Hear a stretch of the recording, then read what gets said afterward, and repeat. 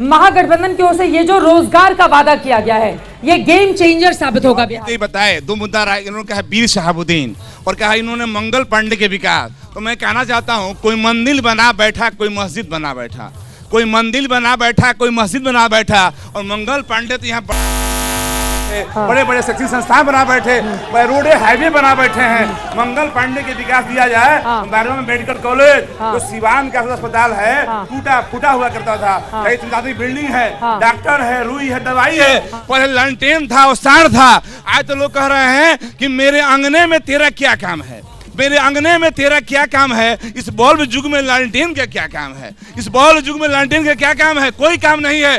और इन्होंने कहा वीर, बहुत कवि हृदय हैं आप, वैसे कहा वीर शहाबुद्दीन। अरे वीर शहाबुद्दीन, अब हम कहते कैप्टन हमीद अंसारी को, एपीजे अब्दुल कलाम को तो अच्छा कहा जाता।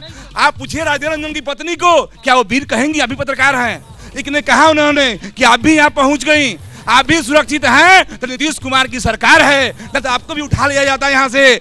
और सुनिए, एक सेकंड सुनिए ना। नहीं, ये हंसने की बात नहीं है, आराम से, अपनी अपनी आराम से भैया, आराम से, ऐसे नहीं, गुंडागर्दी नहीं, गुंडागर्दी नहीं, गुंडागर्दी नहीं, अपनी अपनी जगह पर, अपनी अपनी जगह पर भैया। टोपी वाले, ज्यादा टोपी नहीं पहनाओ, अपनी जगह पर। गुंडागर्दी नहीं, बैठ जाइए, गुंडागर्दी नहीं। आपके नुमाइंदे खड़े हैं मंच पर, उनकी बारी आएगी, वो जवाब देंगे, ये गलत बात है। गुंडागर्दी कोई नहीं करेगा, आराम से।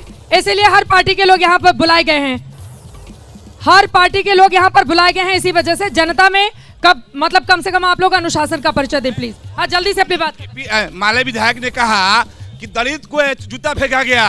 अरे जब देखिए, उठाकर इतिहास देखिए, नरेंद्र मोदी की सरकार आई तो दलित के बेटा रामनाथ कोविंद राष्ट्रपति बना, आदिवासी के बेटी द्रौपदी मुर्मू राष्ट्रपति बनी, दलितों का सम्मान हमने किया। देखिए, जब आदिवासी की राष्ट्रपति बन रही थी द्रौपदी मुर्मू देश की राष्ट्रपति, आप लोगों ने सपोर्ट नहीं किया। आदिवासी किस मुंह से घेरेंगे इन लोगों को? सवाल बड़ा भाई साहब का है, वीर शहाबुद्दीन कहने से कितना उनको मिर्ची लगा था। मैं पूछना चाहता हूँ उन्हीं भाई साहब से, जब सर्वश्रेष्ठ सांसद का नहीं, मैं ये जान नहीं, शहाबुद्दीन ने वीरता वाला कौन सा काम किया है? कौन सा काम किया है शहाबुद्दीन ने वीरता वाला? क्या आपको उसको वीर, आप समझना, वीर कौन होता है, वीर कौन होता है? शहाबुद्दीन ने कौन सा वीरता वाला काम किया? पर मैं बताना चाहता हूँ मैम, सिवान में उन्होंने जो स्थापित किया था, विकास के गाथा को जो उन्होंने लिखा था, इसी वजह से हम लोग कहते हैं कि वीर शहाबुद्दीन वीर हो गए वो, निश्चित तौर पर। और भाई साहब कह रहे थे, अटल जी के सरकार में अगर सर्वश्रेष्ठ सांसद का किसी को पुरस्कार मिला तो विपक्ष में रहने वाले शहाबुद्दीन साहब को सर्वश्रेष्ठ सांसद पुरस्कार मिला था। इसीलिए हम लोग ने कहा है कि सिवान को विकास का गति जिन्होंने बड़ा दृढ़ता के साथ लिखा था, इस वजह से हमने उनको वीर शहाबुद्दीन कहा। चलिए, ये वीर शहाबुद्दीन के एक लाइन में जल्दी।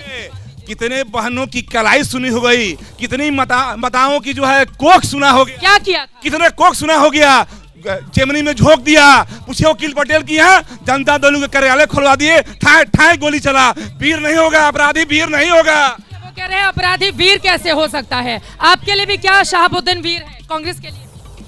निश्चित ही शहाबुद्दीन साहब के समय में जो सिवान में विकास की गाथा जो लिखी गई, वह अनुकरणीय है। और उसके बाद के भी जो सांसद आए, उन्होंने भी उस काम को पूरा करने का, उस लकीर को बड़ा करने का काम नहीं किया। निश्चित ही उस दौर में जो काम हुए, उस काम को ये जरूर याद करना चाहिए। हम इस बात को कहना चाहेंगे कि जो डबल इंजन की सरकार चल रही है, जब रोजगार। एक सेकेंड, कौन है यहाँ पर? एक सेकेंड भैया, हल्ला करना है। आप ही के नेता बोल रहे हैं, आप ही के नेता बोल रहे हैं। अपने नेता को तो सुन लो, दूसरे के नेता को सम्मान नहीं दो, अपने नेता को तो सम्मान दे दो। ये तरीका ठीक नहीं हो सकता।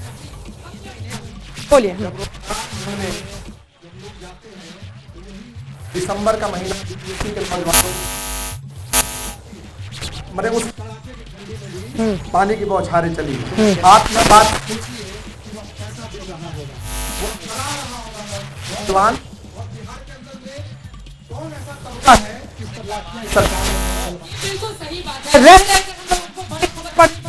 में चली लाठियां, जहां चली लाठियां, और उन्होंने एक बड़ा वाजिब मुद्दा उठाया, ये 5 साल में अगर आपका युवा ग्रेजुएशन कंप्लीट करेगा, फिर आगे की पढ़ाई वो कैसे करेगा? शिक्षा व्यवस्था में इतनी लेट लगती क्यों की जाती है, बताइए।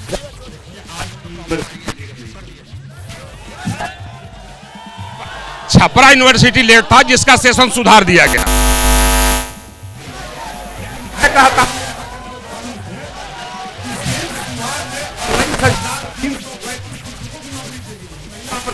हाँ। और इस वक्त की बड़ी खबर का रुख करते हैं। बड़ी खबर यह है कि बिहार चुनाव पर केंद्रीय गृह मंत्री अमित शाह की जो बैठक चल रही थी वो खत्म हो गई है।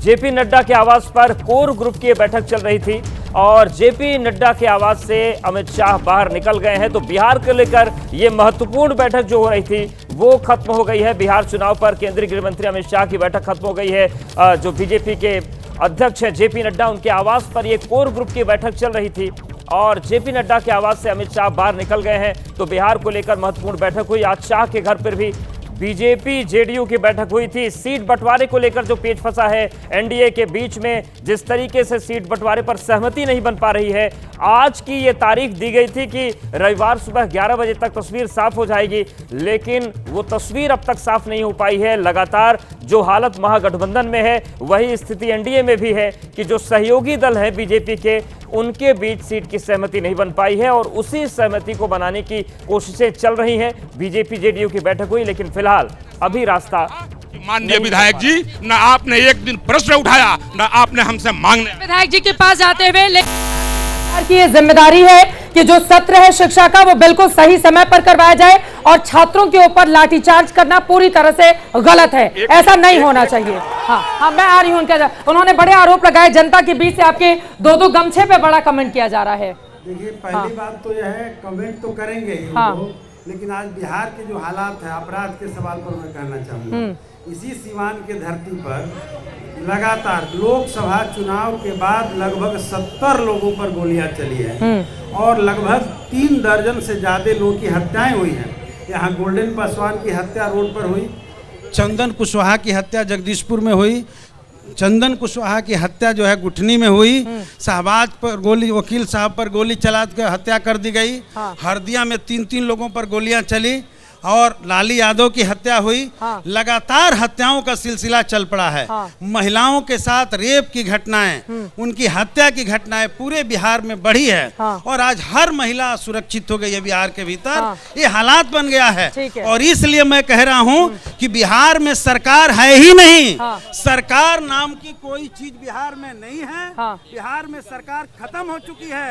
सरकार वेंटिलेटर पर है और इसलिए बिहार के लोगों ने मन बनाया है इस वेंटिलेटर की सरकार को इस बार। ठीक है, आप ये कह रहे हैं कि बिहार में सरकार वेंटिलेटर पर जा चुकी है। अब सीधे आपके पास आते हुए देखिए, मुद्दे बहुत सारे हैं, लेकिन यहाँ पर जो मुख्य मुकाबला है वो एक तरफ जेडीयू का गठबंधन है, दूसरी तरफ आरजेडी का गठबंधन है। नई नवेली पार्टी आपकी है। आपने ये बताया कि हमने कितने ध्यान से सीटों का जो 51 अभी तक आप लोगों के जारी किए गए। आ रही हूँ भैया, आराम से आ रहे हैं आराम से। फिर ऐसे में आगे अब किस तरह से बढ़ेंगे आप लोग? सिवान का सबसे बड़ा मुद्दा आपको क्या नजर आता है?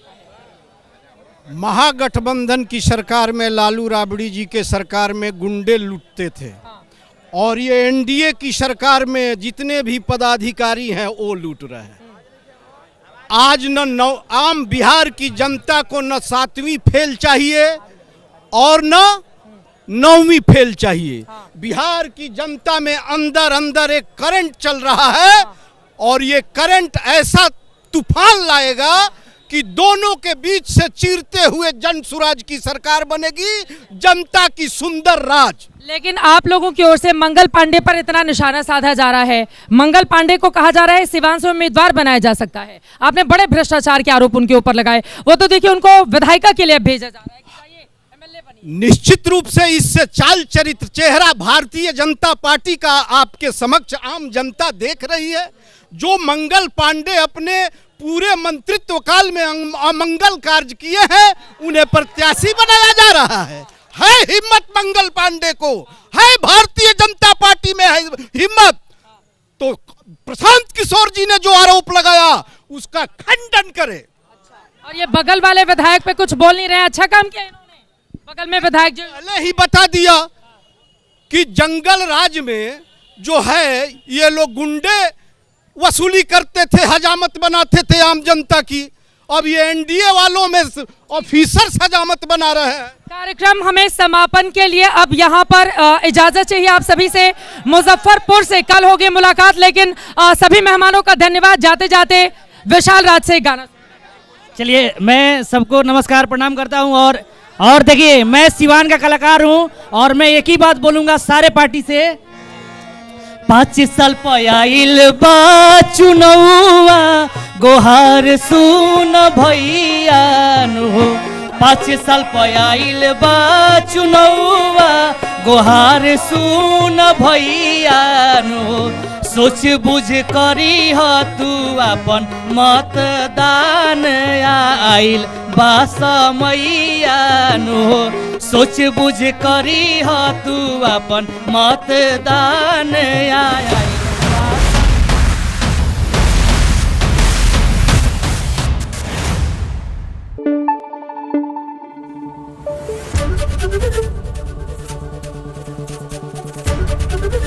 एबीपी न्यूज आपको रखे आगे।